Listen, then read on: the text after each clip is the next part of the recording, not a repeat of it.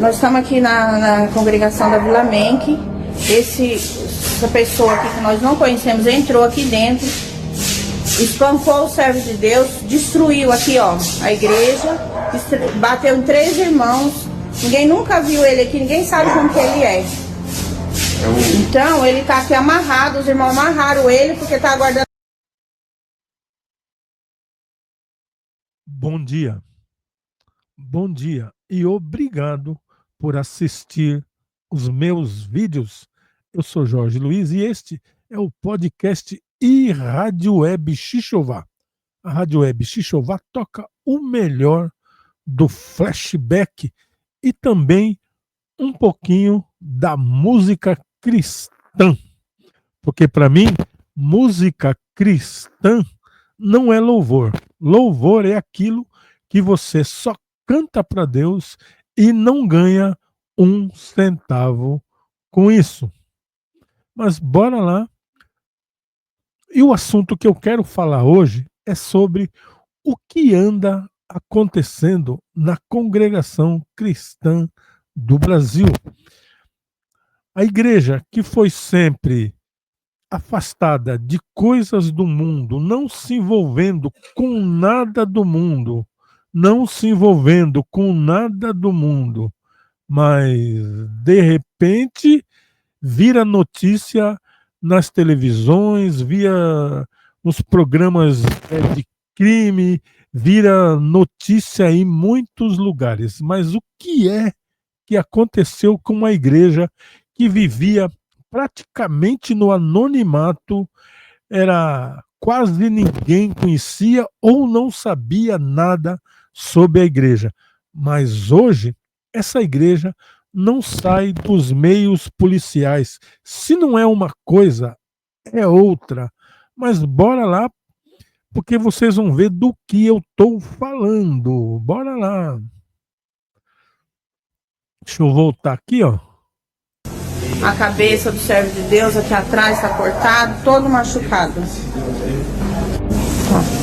Ó, nós estamos aqui na congregação da Vila Menck.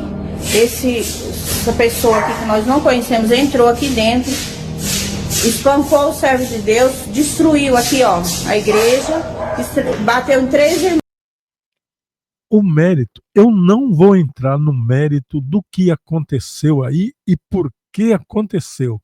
A pergunta que eu faço nesse vídeo é: o porquê uma igreja que vivia tanto no anonimato hoje não sai das páginas policiais?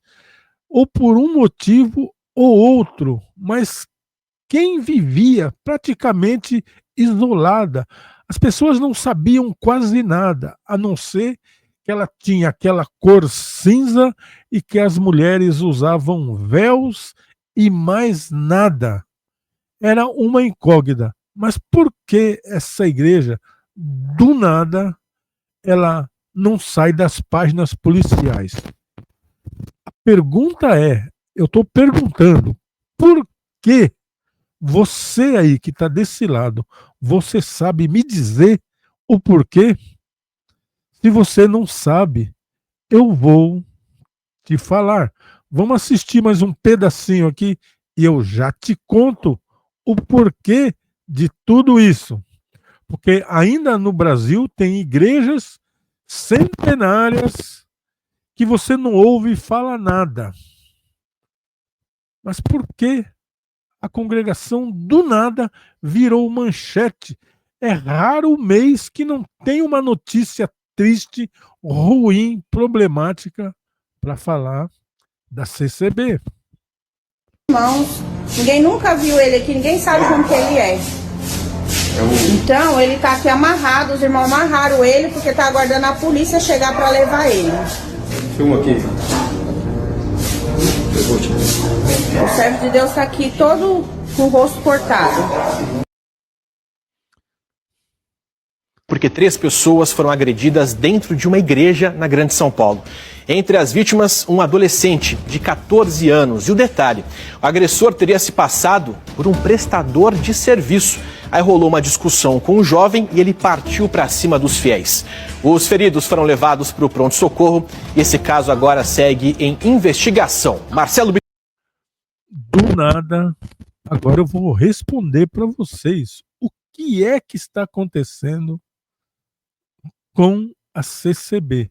É que de uns 15 a 20 anos para cá, a igreja se envolveu com uma coisa que nunca tinha se envolvido, com política. A igreja, aonde eles não aceitavam que um político subisse no púlpito, o político poderia visitar uma igreja e ele ia ser honrado como político. Mas ninguém ia dar o púlpito para ele subir e se expressar. Se ele quisesse falar alguma coisa, falaria lá de baixo. E os irmãos eram instruídos para, antes de uma eleição, que ele orasse a Deus e que Deus iria fazer saber em quem eles iam votar. Mas de uns anos para cá, de uns 15 anos para cá, a coisa não é mais desse jeito. A congregação se porta como a maioria dessas igrejas evangélicas, fazendo um verdadeiro furdúncio, sendo torcedor de política, ou seja, eles levaram para dentro da igreja política, e a política trouxe um espírito chamado espírito de confusão que entrou na igreja, ou como você queira, adentrou nas igrejas, e aí fica difícil. Se você pertence, já frequentou algum grupo de WhatsApp de irmãos da congregação, você vai ficar chocado com o que você vai ouvir lá. Você fica chocado. São pessoas que aparentemente nem parece que são convertidas, porque é uma boca suja, é tanto palavrão, e o xingamento mais leve é chamar pessoas de lixo, pessoas que pensam diferente deles ou que não concordam com alguma posição, é chamada de lixo pelos membros da congregação cristã no Brasil. Quantas vezes eu fiquei imaginando ali no grupo, será que essa pessoa realmente é cristã? Será que essa pessoa realmente conheceu Deus? Então, quando eles abriram a porta da igreja para a política, para que se praticam política, eles levaram também o espírito de confusão para dentro da igreja. E vocês podem ver, vocês podem fazer essas contas. Pode fazer as contas. Conta bem em que época que foi que eles abriram as portas para a igreja e vê tudo o que aconteceu de lá para cá, dentro da igreja. Uma igreja que vivia no anonimato, hoje é motivo de escândalo em tudo que é canto. Mas por quê? Será que houve?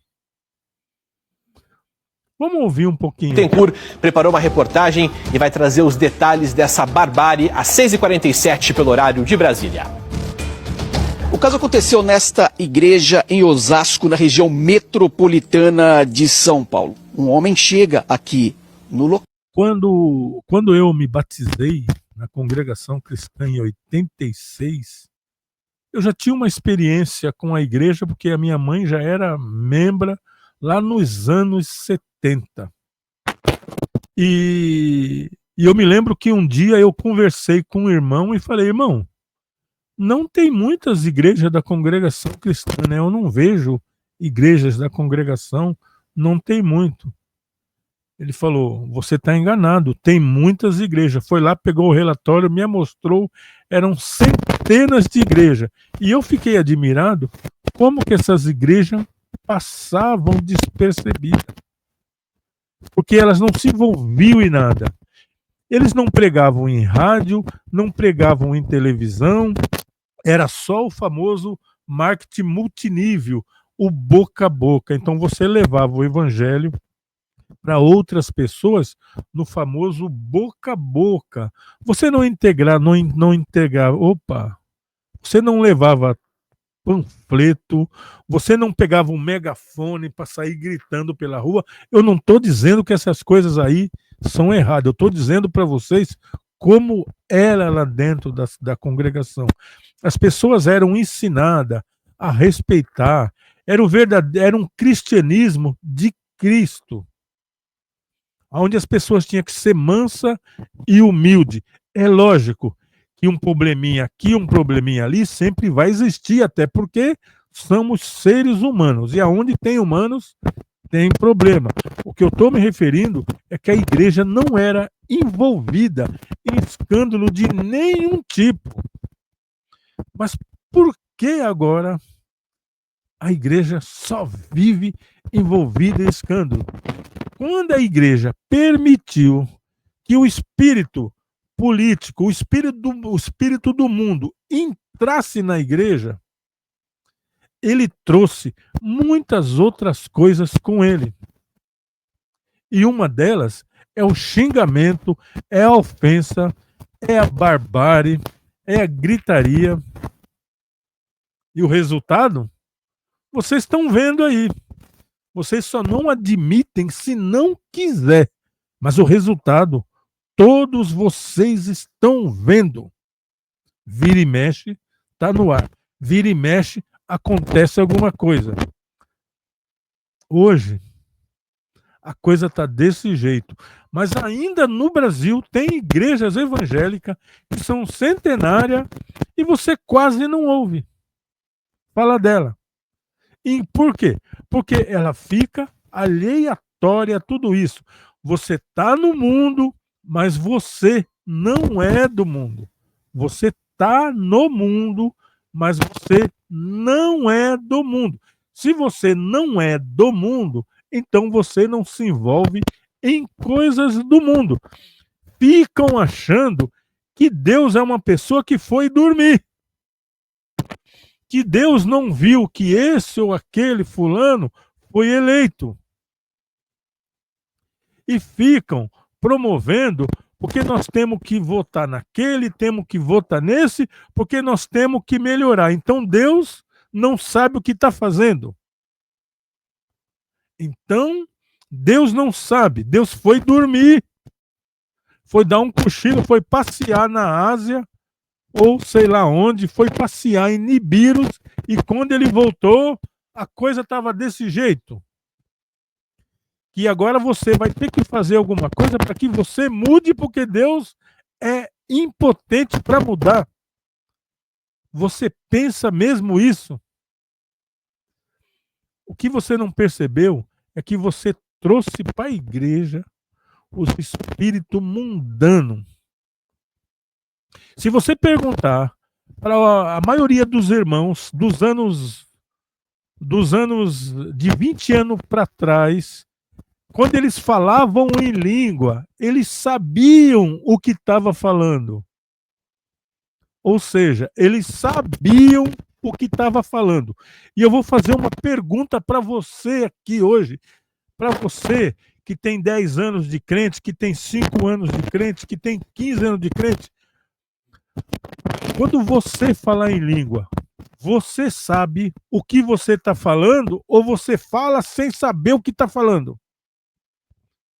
Que pode acontecer como esse profeta Mirim, o Miguel aí, que pronunciou palavras em inglês que não fazia nem ideia o que estava falando, só que estava blasfemando contra a igreja de Deus. Agora você imagina, você está pregando na igreja e a língua que você fala, que você diz que é de Deus, que você fala que é a língua dos anjos, mas aquela língua está blasfemando contra Deus. E você com cara de tonto, achando que aquilo é de Deus. Por quê?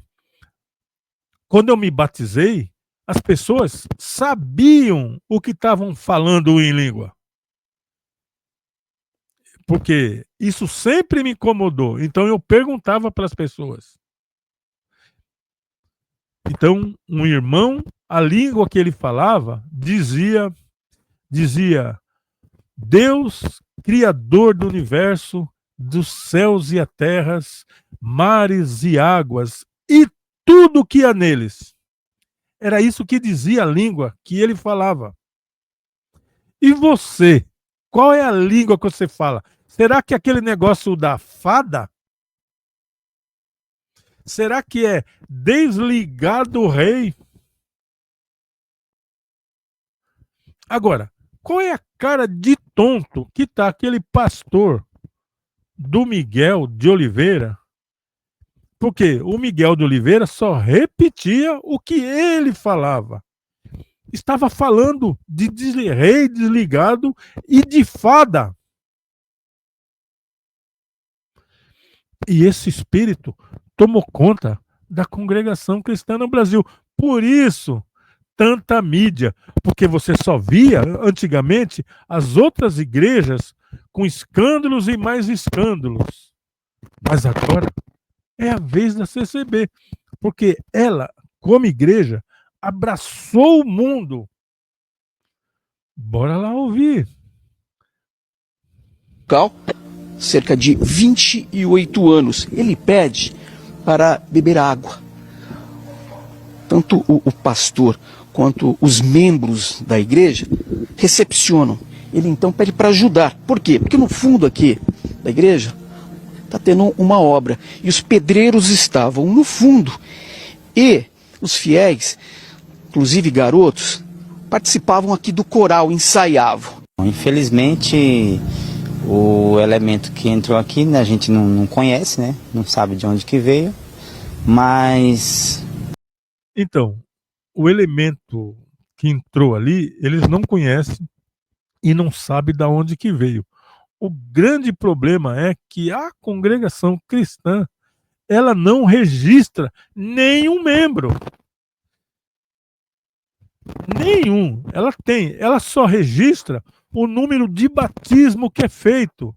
Se num ano ela pega lá um relatório de todas as pessoas que batizou naquela região, do Brasil inteiro e fora do Brasil, e no fim do ano eles fazem aquele relatório dizendo: olha, a igreja esse ano batizou 100 mil pessoas. E é só isso. Ninguém, se você for aqui na minha cidade ou em qualquer cidade do planeta onde tem congregação cristã, se você for lá, entendeu? Aonde que mora o irmão fulano de tal? Ninguém sabe, porque tem que perguntar para quê? Ah, o irmão tal anda com ele, aquele irmão anda com ele. Tem que perguntar, porque eles não sabem, eles não se interessam, eles não anotam o nome nem endereço de ninguém. Ou seja, o membro não é membro. Ele só é membro porque todo dia ele vai para o culto, senta ali no banco, então ele é membro por conhecimento. Mas ele não tem uma carteirinha de membro, ele não tem o endereço dele guardado, ele não tem o telefone. Se precisar, ninguém sabe quem é. Se tiver algum problema lá e o sujeito for preso e falar que é membro da congregação, ele não tem como provar que ele é membro, tem que chamar alguém do ministério para confirmar se o que ele está falando é verdade. E o que é pior de tudo isso é que a igreja faz Santa Ceia, eu acho que é uma das poucas que faz Santa Ceia com vinho de verdade. Com vinho, Chateau do Valier, sangue de boi, vinho do padre. Aí você imagina, você sai de uma igreja da Santa Ceia, tomou lá uma dose de Chateau do Valier, vinho do padre, sangue de boi, aí você é parado numa blitz. O que vai acontecer? Aí você vai dizer: não, eu sou membro da igreja, eu acabei de vir da Santa Ceia. Pois é. E aí? Como é que é isso aí? Você não pode provar que é membro porque você não tem carteirinha. Você não pode provar que é dia de Santa Ceia porque não tem um edital. Eles só leem lá. Pois é. Você entendeu? Essa era a congregação cristã. Mas hoje já deu palco para político, para prefeitos e vai saber mais o quê. Você entendeu? Então, a política trouxe o espírito de confusão para dentro da igreja. E esse espírito de confusão vira notícia, porque é isso que ele faz. Eles gostam de escândalo, de confusão, entendeu? Jesus pregou que você desse a sua cara, que você não comprasse afronta. Jesus não mandou o cara te dar uma porrada e você dá outra. Essa passagem só quer dizer que você não deve aceitar a afronta. Essa passagem só quer dizer isso, que você não deve aceitar a afronta. Mas a congregação cristã, os membros, se você quiser saber quem é os membros, entra num grupo de WhatsApp e fale alguma coisa que ele não concorda, um modo de servir a Deus ou uma visão tua, e você vai ver quem é a pessoa, aonde que está o amor. O camarada é capaz de pregar sobre a caridade, ele é capaz de pregar sobre o amor lá no púlpito, mas se você pisar no calo dele, lá embaixo da nave da igreja, você vir e pisar, aí você vai ver o verdadeiro amor que o cara tem. Aí você vai ver. Haja visto a pancadaria aí. A pancadaria. Haja visto a pancadaria, o que aconteceu aí, né? Você entendeu? É lógico que a Bíblia diz, estando em nós evitar confusão, nós temos que evitar. Estando em nós, mas se alguém vir te agredir, você tem que se defender. Mas você tem que ter a palavra que acalma, que pacifica. Isso você tem que ter. Isso tem que partir do sujeito que é cristão. Se é que ele é cristão. Às vezes é só uma pessoa que está dentro da igreja lá. Mas bora lá, porque eu não quero esse vídeo muito grande. A gente não pode excluir as pessoas, né? A gente abraça todo mundo. Crianças aqui que iriam participar. A gente fica mais ligeiro, né? A gente temos alguns treinamentos assim para identificar essas pessoas, mas graças a Deus tá tudo certo, tá tudo em paz. Você tem que ter um treinamento para repreender esse espírito. É esse treinamento que você tem que ter. Porque Jesus Cristo, até onde eu sei, Jesus Cristo, essa passagem tem várias dentro da Bíblia. Ele falava assim, eu já vou embora, porque o príncipe das trevas já está vindo aí, e eu não tenho nada a ver com ele. E ó, puxava. Se você identifica um problema, você tem que orar por ele. Se você identifica um problema, cabe a você parar aquele problema. Mas não parar com um pau. Não parar na porrada. Mas parar na oração. Por que cargas d'água Deus permitiria que você detectasse um problema se você não tem como ajudar? Seria como Deus te mostrar que aquela família está passando fome, mas você não tem um centavo para ajudar aquela família. O que você poderia fazer era chorar junto com aquela família.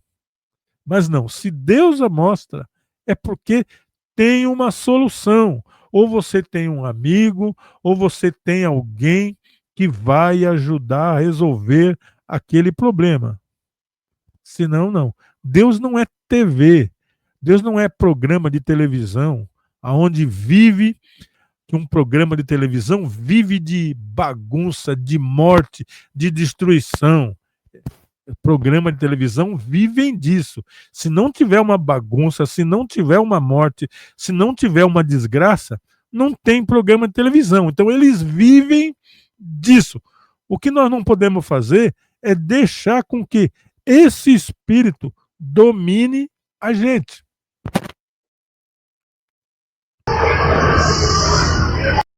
Veja o que aconteceu aqui, vê se você entende, porque eu sinceramente não entendi.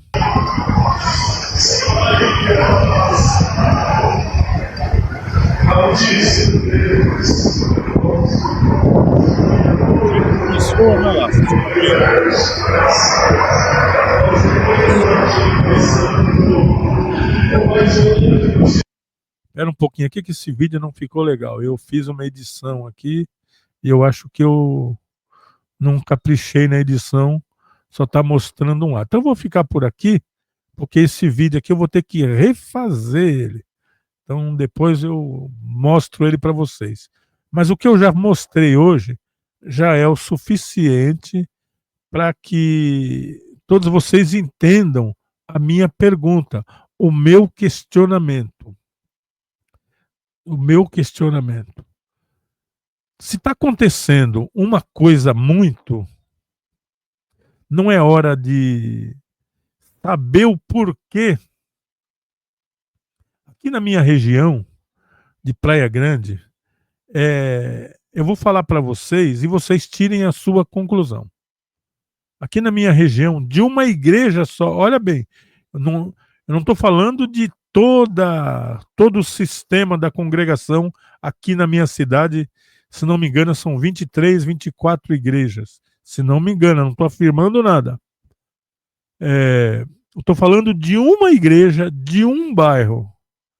Uma igreja e um bairro foi sentado cooperador de jovem, 2 cooperador de adulto e um ancião. Isso é normal? Isso é normal? Dois cooperadores de adulto, um cooperador de jovem e um ancião. Da mesma igreja. Tudo isso em menos, assim, vamos dizer, de 6, 7 anos. Da mesma igreja. Isso é normal? Não é hora de alguém sentar para discutir isso aí, para ver o que é que está acontecendo? Se tiver, detectar algum tipo de falha.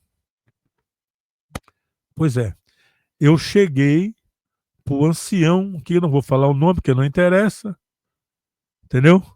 Cheguei para ele e falei, irmão me perdoa, mas o irmão não acha que tem está acontecendo alguma coisa? Porque não é comum tantas pessoas de uma mesma igreja sentarem e praticamente todas elas pelo mesmo motivo. Você não acha que tem alguma coisa de errada, que está faltando alguma coisa? Não é hora de você se reunir na sede lá em Santos e debaterem esse assunto, tentar detectar o que está acontecendo, porque alguma coisa está acontecendo. E ele simplesmente olhou para minha cara e falou, não, irmão Jorge, nós já oramos, é isso mesmo. Não, é. Gente, já é uma epidemia isso. Como que você detecta uma epidemia? Pois é. Mas ele disse que não. Aí eu chamei ele, falei, irmão, essa semana eu vou subir o monte lá para orar, o irmão quer ir comigo? Não, irmão, nós não temos esse costume de subir no monte para orar. A gente pode orar em casa. É lógico que pode. Quem falou que você não pode orar em casa? Deve orar em casa, no seu quarto, como diz a Bíblia. Mas também, a Bíblia também fala em orações no monte. Não fala que é uma obrigação orar no monte.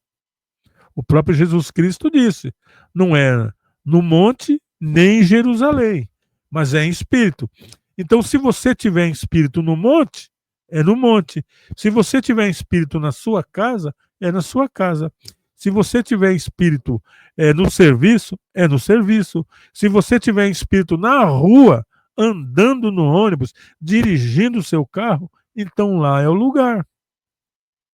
Eu não posso centralizar um lugar como lugar de adoração. Adoração é aonde você estiver em espírito. Os verdadeiros adoradores adorarão a Deus em espírito e em verdade. Então, aonde você estiver em espírito e em verdade, esse é o local de adoração. E Jesus falou isso porque os fariseus intimaram Jesus que ele queria saber aonde que era o lugar certo de adorar. Porque aqueles que eram da linha abraânica adoravam no monte. E outros que eram da linha do Davi adoravam no templo. Então nós devemos orar onde? No templo ou no monte?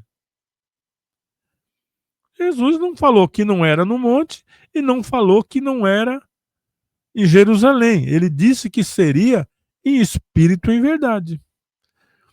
Então, o que eu estou querendo dizer nesse vídeo aqui é que se está acontecendo muito desastre dentro da igreja, se os irmãos estão se envolvendo muito em confusão, está na hora, já passou da hora, de sentar os 40 anciões lá do Brás para discutir esse assunto e ver o que aconteceu.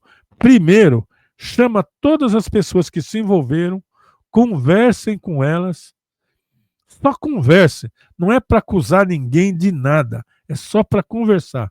Ali vocês conseguem detectar mais ou menos o problema. Depois vocês se reúnam e vão para ver o que tem que fazer para melhorar, né? Porque pode melhorar. Enquanto tem vida, pode melhorar. E tem mais, não é na política, tá? Se você tentar melhorar na política, esse aí é o resultado. Porque a política é um espírito mundano dentro das igrejas. É um espírito mundano dentro das igrejas. É o espírito mundano dentro das igrejas. Fiquem com Deus, se é que vocês são de Deus.